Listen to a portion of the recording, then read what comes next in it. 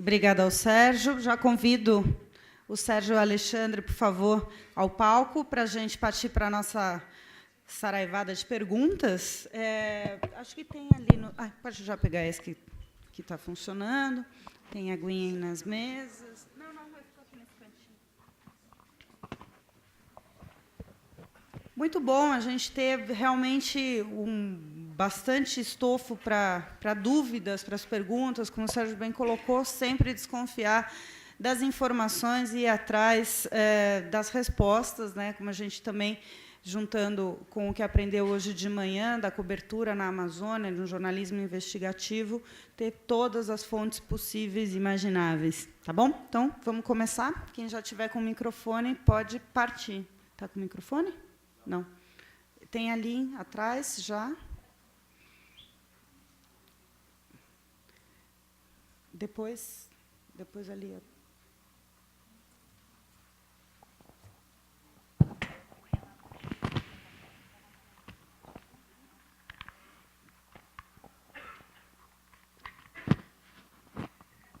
Tá uma coisa. Olá, sou eu. Então aqui. Vamos lá, pois não.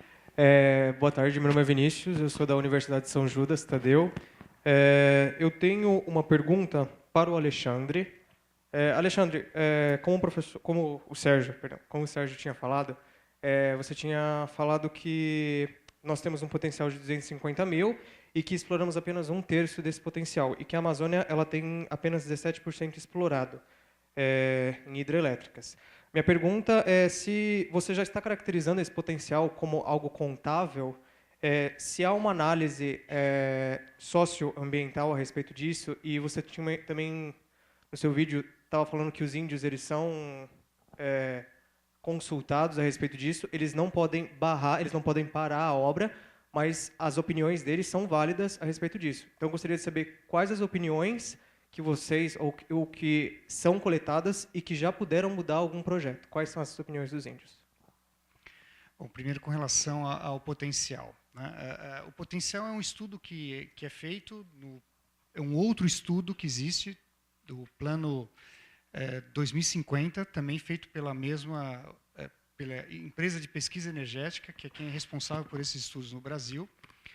Então, foi feita uma avaliação de todo o potencial hidrelétrico brasileiro. Tem um outro atlas que dá o potencial eólico, tem um outro que dá o potencial solar. A partir desses potenciais é que é feito o planejamento, tá? Nesses 250 mil, cerca de 80 mil já foi explorado, nas bacias do Rio Paraná, no São Francisco, Rio Madeira, enfim, todas essas bacias brasileiras, Rio Uruguai. Então, nós ficamos dos 250, arredondando com 160 mil, né? Esse potencial está em bacias como o Rio Tapajós, o Rio Xingu, o próprio Rio Madeira, o Rio Telespires. Isso é uma ideia do que existe para ser explorado. Quando é feita uma análise socioambiental, você já tira de cara cerca de 60 mil megawatts. Então, quando você vê a interferência direta em terra indígena, né, quando vai inundar a terra indígena, esses projetos já foram abandonados, ou existe um compromisso do governo de não desenvolver esses projetos. Então, por exemplo, se você pegar Belo Monte, tinha uma outra usina, que o nome atual é Altamira, que foi abandonado. Então, ali você tem um potencial que já foi deixado de lado. Não quer dizer que não será explorado no futuro, né? Então, existem 100 mil megawatts de potência em todas as bacias brasileiras. Desse potencial, você tem toda uma análise de socioambiental, de EIA-RIMA, todo um processo de discussão que ainda vai ser iniciado. O que não quer dizer que tenha mais nenhum megawatt de potência instalado na Amazônia. Existem projetos, eles são discutidos são levados para discussão com a sociedade, são elaborados EIA-RIMAs, e esse projeto, então, vai ou não adiante. Depende muito da avaliação que é feita pelo órgão ambiental de cada estado, tá? É óbvio que, se o governo está precisando de energia, o país está precisando de energia, acontece o que aconteceu em Belo Monte. O projeto acaba indo adiante, mesmo com uma série de manifestações contrárias. A próxima potencial a ser explorado é São Luís do Tapajós, que já começou uma discussão. O país tem ali cerca de 12 mil megawatts de potência, né? Um processo extremamente complicado, chega muito perto de terra indígena dos Mundurucus, dos Caiabis, ali na região norte do Mato Grosso, sul do Pará. Vai ser um processo bem intenso de discussão. No processo de consulta, o que acontece? O Brasil, se eu não me engano, em 2007, não sei se o Sérgio lembra, aderiu à convenção da OIT 169. É uma convenção que fala sobre a consulta aos povos tradicionais. Todo projeto que vai interferir na vida dessas pessoas precisa passar por esse processo de consulta.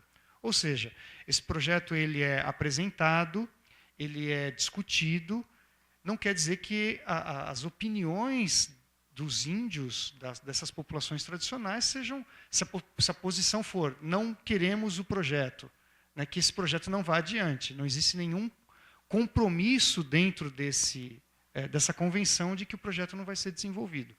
Agora, o que nós entendemos e discutimos dentro do Instituto é que o processo de consulta, o diálogo com essas comunidades, é essencial para o desenvolvimento do país.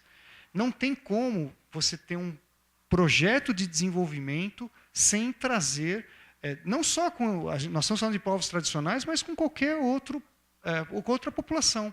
Tem que se discutir o plano decenal, o processo de crescimento do país, a infraestrutura, e a sociedade tem que se posicionar, né?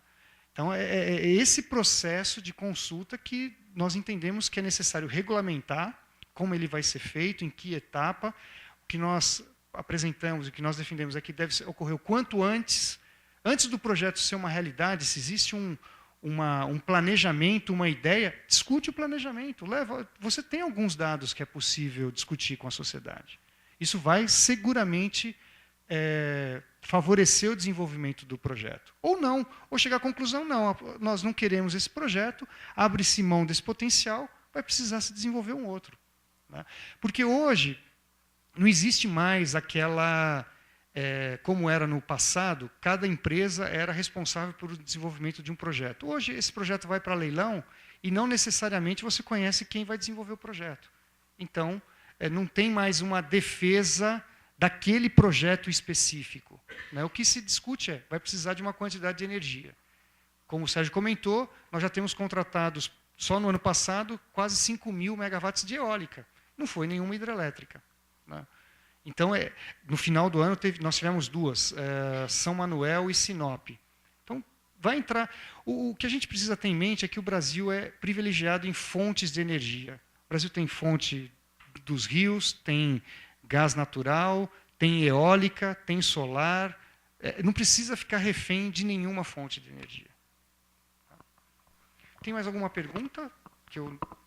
Não, agora vão rolar as próximas. Se eu respondi... Tá, você respondeu. Respondeu? Tudo bem? Só uma dúvida rápida. Quem elabora esse plano? Quem participa da elaboração do plano?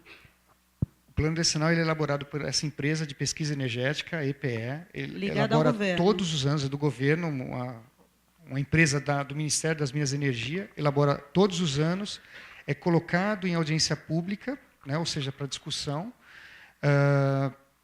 E um outro fator que é importante, ele é um plano indicativo, ele não é um plano determinativo. Qual a diferença? O que está no plano, em geral, não é o que é realizado. Pode ser para a nossa felicidade ou não. Por exemplo, essa questão que o Sérgio mesmo colocou, existe uma quantidade de previsão de eólica, e o que foi realizado foi um valor muito maior do que estava nos planos. Solar não consta nada no plano 2022, haverá um leilão só para solar esse ano, tá? Então, é um processo de construção que a sociedade vai participando e vai movimentando. O plano segue muito mais o que está acontecendo do que ele determina o que vai acontecer. Muito bem, vamos seguir? Aqui, meu nome é Marina, eu sou da Universidade Federal do Rio Grande do Norte, e a minha pergunta é para os dois, eu queria saber um pouco a opinião dos dois. No último mês, o Rio Grande do Norte ele chegou a marca de 1 gigawatt de energia eólica, de potência instalada de energia eólica, né? Sendo que assim, grande parte desse potencial ele não é utilizado porque simplesmente as linhas de transmissão de energia não são construídas, não são efetivadas de fato, né? Eu pesquisei aqui rapidinho, desses 1 gigawatts de potência, né, apenas 150 megawatts são, de fato, gerados e distribuídos, né? Então, eu queria saber um pouco assim, da posição de vocês, sendo a energia eólica uma opção de energia bem menos causadora de impactos, né, negativos, assim. Eu queria saber um pouco a opinião de vocês a respeito dessa falta de visibilidade, de investimento no setor. E aí? Tá, alô? Eu acho que a tua pergunta ilustra bem, Marina, né? Um dado que a gente está querendo chamar a atenção, que eu acho que é vital vocês indagarem e questionarem, porque o grande problema da discussão sobre o setor elétrico no Brasil é que a sociedade é obrigada a fazer discussões sempre com uma arma apontada para a sua cabeça. Ela não consegue discutir, porque fica a Dilma dizendo vai faltar energia e a culpa é dos ambientalistas. O Fernando Henrique fazia a mesma coisa. Dizia a culpa, né, é da questão ambiental. E nessas horas, o cara está chutando o problema para longe dele e colocando a culpa no outro.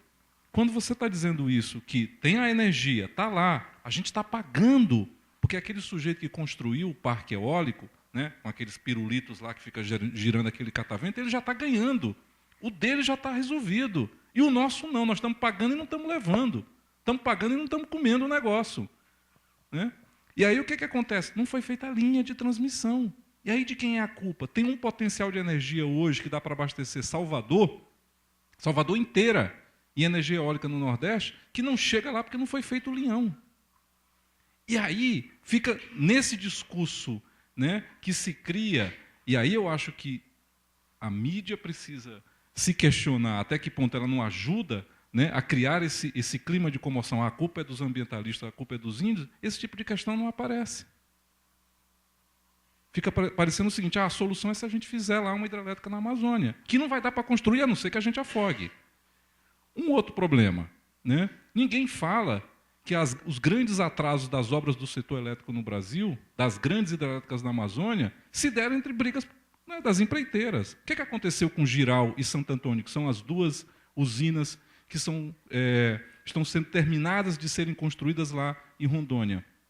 As duas maiores empreiteiras do país brigaram, não se acertaram, ficou um questionamento de uma contra a outra, isso atrasou em mais de um ano o início das obras, e até hoje dizem que o problema é o tal do bagre, que é um peixe que tinha lá que atrapalhou o estudo de impacto ambiental.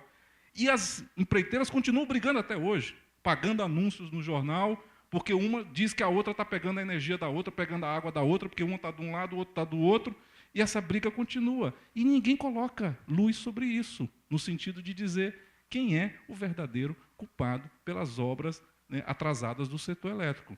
Estoura o distribuidor, aquele negócio que é o transformador da rua, né, porque o setor de distribuição no Brasil está simplesmente podre. Né? Aqui em São Paulo você pode verificar. Choveu, deu um chuvisco, o papoco na esquina está garantido e você fica 4, 5 horas sem luz. A culpa é do índio lá na Amazônia que não deixou a porra da hidrelétrica ser construída. Porque se criou esse clima de culpabilização, né, dos culpados fáceis e dos suspeitos de sempre. Então, a questão fundamental é que tem um processo de transparência do setor e de planejamento aberto que é um setor absolutamente refratário a toda e qualquer discussão com a sociedade. Ele só opera na base da velha e boa chantagem. Oi, Marina. Com relação aos atrasos das obras de linhas de transmissão, curiosamente, segunda-feira, o CQC tratou desse assunto. Não sei quem teve a oportunidade de assistir. Inclusive, o entrevistado pelo Ronald foi o presidente do Instituto, Cláudio Salles. Exatamente colocando isso não no Rio Grande do Norte, mas em Caetité, na Bahia, um problema muito semelhante. No Rio Grande do Norte, eu não posso afirmar, mas o que aconteceu nesse período, até por uma questão do modelo que se adotou, era feito o leilão da parte de geração e fazia o leilão da linha de transmissão. E quem ganhava eram empresas diferentes.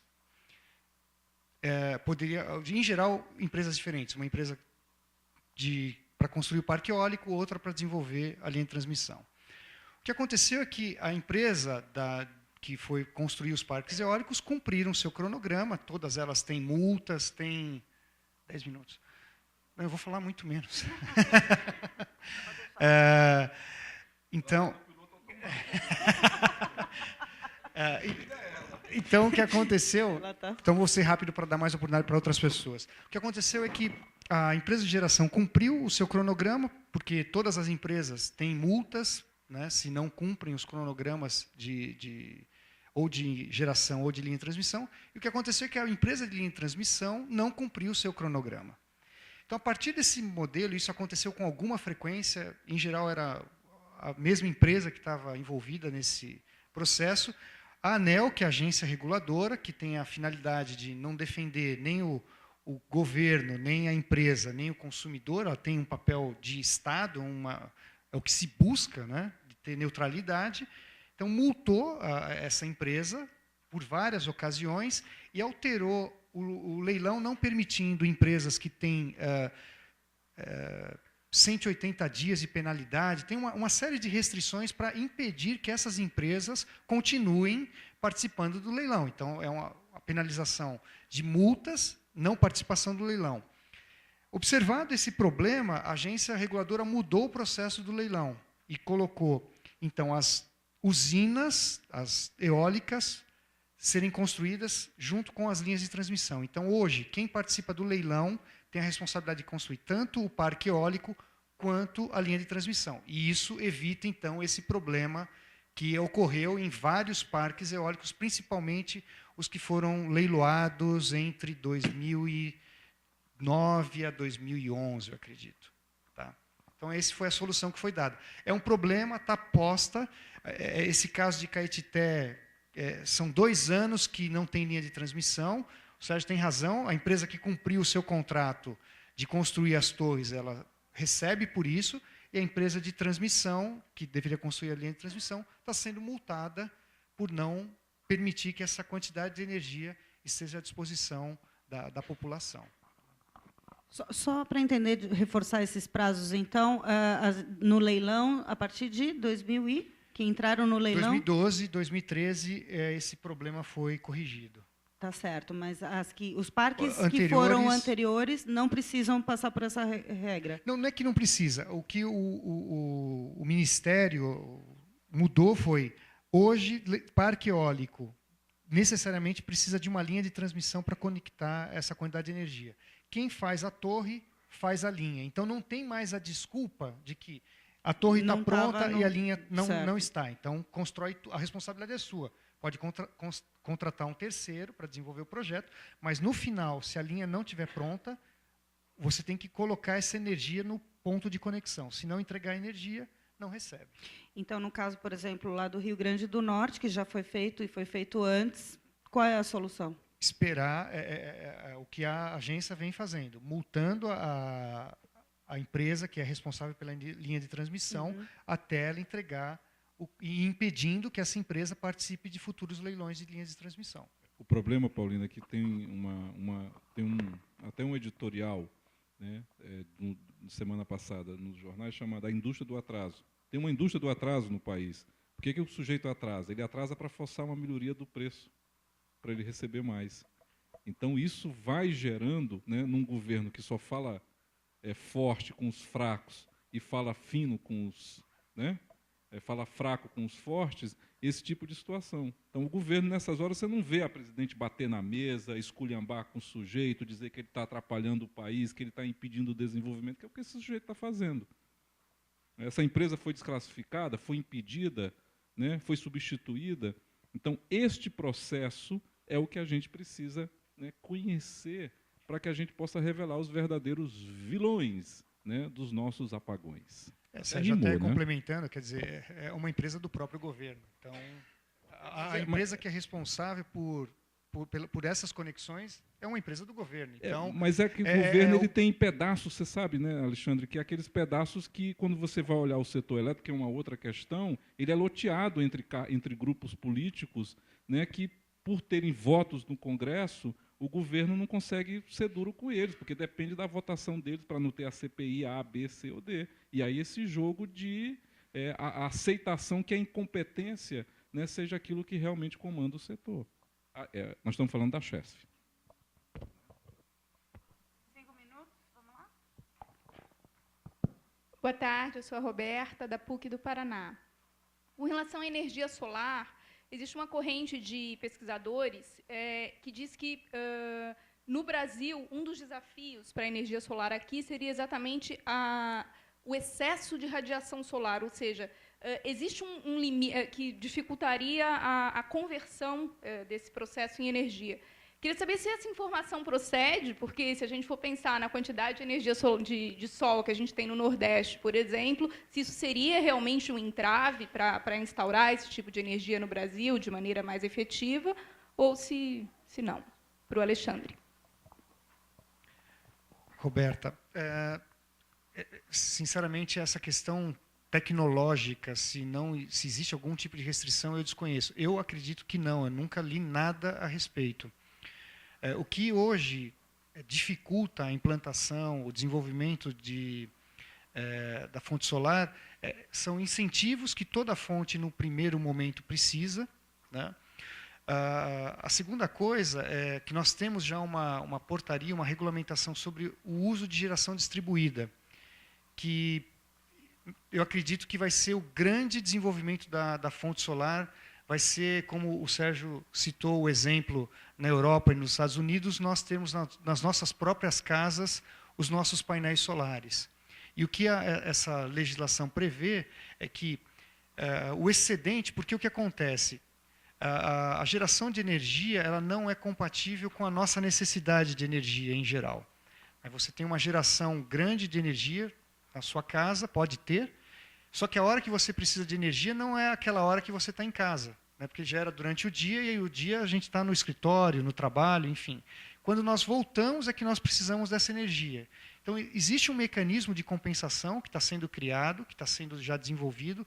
Já existe uma cidade inteira que está implantando, Búzios, no Rio de Janeiro, está passando por um processo de instalação de medidores que meça tanto o que você consome quanto o que você entrega de energia para o sistema. E isso vai permitir com que a população possa instalar, né, nós, eu, você, a gente possa instalar os painéis solares em casa e fazer essa compensação de energia. Ou seja, você vai pagar a diferença que você utilizar. Né? O que é importante é que o que está pegando também ainda é a questão de um imposto, que é o ICMS, que é o imposto que nós pagamos na nossa conta de energia elétrica, que não existe um consenso entre os estados. Se eu não me engano, Minas Gerais e o Paraná já abriram mão do ICMS da energia gerada, porque senão nós vamos pagar duas vezes. Você vai pagar pela energia que você gera e pela energia que você consome. Então, isso complica essa questão da geração de energia e a viabilidade econômica dos painéis. Então, isso ainda é algo que precisa ser resolvido principalmente pelos estados, né, para isentar ou dar algum outro tipo de solução para a questão desse imposto.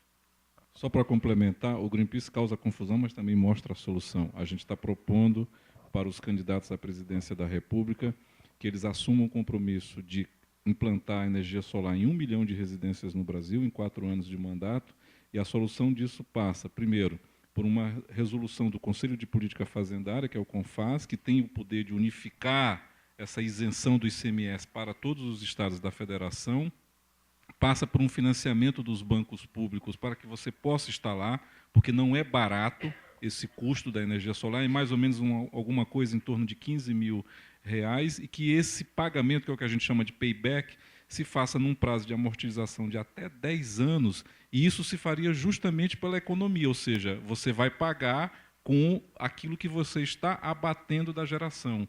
E os nossos dados, né, indicam que você pode ter uma economia de aproximadamente R$1 bilhão por ano, deixando de usar térmicas fazendo isso. Ou seja, você gera energia, ela é mais barata do que o uso das térmicas. E só para vocês terem uma ideia, a acusação que se fazia de solar é que ela era muito cara. O quilowatt do leilão que foi feito em Pernambuco, né, o megawatt de energia solar, foi R$228. Sabe quanto é que é o custo das térmicas hoje no mercado? 828. 828 versus, né, 228. Então, né, as fontes renováveis são muito mais baratas. E o Brasil está perdendo uma oportunidade em termos de política industrial, que é explorar este mercado, que hoje é a grande fonte de tensionamento econômico entre China e Europa e Estados Unidos, é justamente porque eles já estão vendo quem é que vai dominar o mercado de energia solar. Uma grande patrocinadora da Copa do Mundo é a grande fabricante mundial de painéis solares, a Ingli, né, uma chinesa, que vai estar aqui no Brasil. Então, a gente perde oportunidades maravilhosas de gerar uma situação de política industrial com o Brasil sendo parte, né, dessa corrida tecnológica. Ou seja, a gente consegue sempre juntar o péssimo e o pior, né, nas alternativas possíveis e inimagináveis da nossa incompetência. Pessoal, tem mais pergunta aí por aí, mas eu preciso encerrar, então a gente continua, porque tem o pessoal da internet também, então eu vou encerrar já agradecendo a Alexandra, agradecendo o Sérgio, se vocês puderem ficar mais um pouco, que temos certamente mais perguntas do pessoal, mas muito obrigado por essa participação no nosso segundo dia da Semana em Estado de Jornalismo Ambiental. Amanhã tem mais, você que nos acompanha pela internet, e pela manhã não vai ser transmitido pela internet, mas espero vocês às 10h30 da manhã com o pessoal do ECO e aprender um pouco sobre jornalismo de dados na Amazônia, especificamente com o pessoal também do Info Amazônia. Obrigada, pessoal.